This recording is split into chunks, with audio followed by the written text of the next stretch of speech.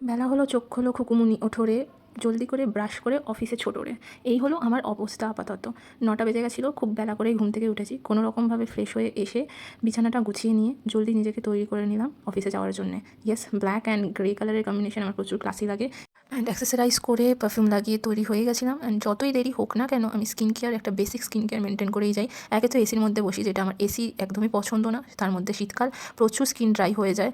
শীতকাল আসছে আর হ্যাবিটটা একটু একটু করে খারাপ হচ্ছে। প্রতিদিন দেরি হয়ে যাচ্ছে ঘুম থেকে উঠতে, কিন্তু আমি যতদিনই ট্রাই করব যে এটা যেন কমাতে পারি। আশা করি কালকে থেকেই ট্রাই করব।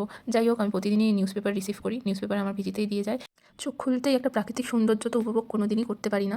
শহর মানেই তোমাকে এরকম বড় বড় লম্বা লম্বা ইমারত তো দেখতেই হবে। এইসব ভাবতে ভাবতেই আমি কোম্পানিতে পৌঁছে গেলাম এবং জ্যাম পাউরুটি এবং কফি অর্ডার দিয়ে দিলাম। সিস্টেম অন করলাম এবং একটু অঙ্গিভঙ্গি করে নিলাম, আহা ব্ল্যাক কফি কি ভালো খেতে।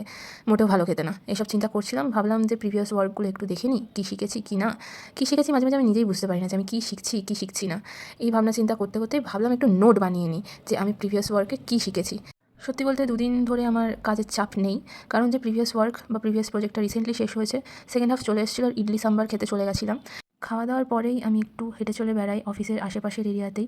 আর মাঝে মাঝে ভাবি, এই 4 পায়া গাড়ি আর 7 মহলা বাড়ি, এইসবে জীবনে কিছু রাখা নেই। এইসব ভাবতে ভাবতেই ভাবলাম একটু আখের রস খেয়ে মনটা শান্ত করি। লাঞ্চ ব্রেকের পরে একটু সামান্যক্ষণ বই পড়ে নিয়েছিলাম এবং কাজ যেটুকুনি বাকি ছিল সেগুলো করলাম। নতুন কাজও এলো অবশ্য। আমি এই কাজের থেকে ভাবনা বেশি করি। যাই হোক, এইসব করতে করতেই আমি চলে এসেছি আমার পিজিতে। মাঝখানে অনেক শটই নিইনি। কর্পোরেট লাইফে আছি বলে নিজের শখগুলো বিসর্জন দেওয়া আমার পছন্দই না।